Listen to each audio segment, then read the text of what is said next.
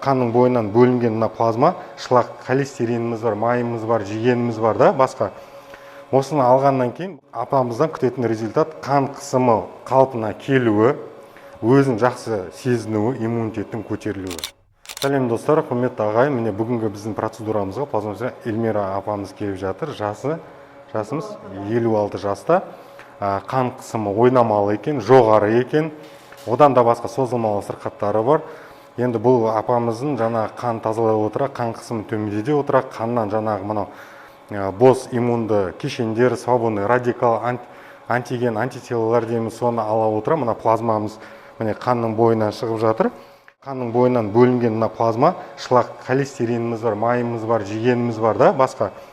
Осыны алғаннан кейін апамыздан күтетін результат қан қысымы қалпына келуі, өзін жақсы сезінуі, иммунитеттің көтерілуі. Құрметті ағайын, біріміз білсек, біріміз білмейміз. Плазмафорездің не екенін келіңіздер, қорықпаңыздар.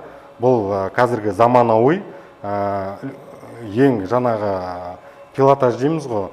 Осы қанның бойындағы токсиндер тазарта отыра, өзіңіздің ағзаңызды, иммунитетіңізді көтерудің бірден бір жақсы бір тәсіл әдісі.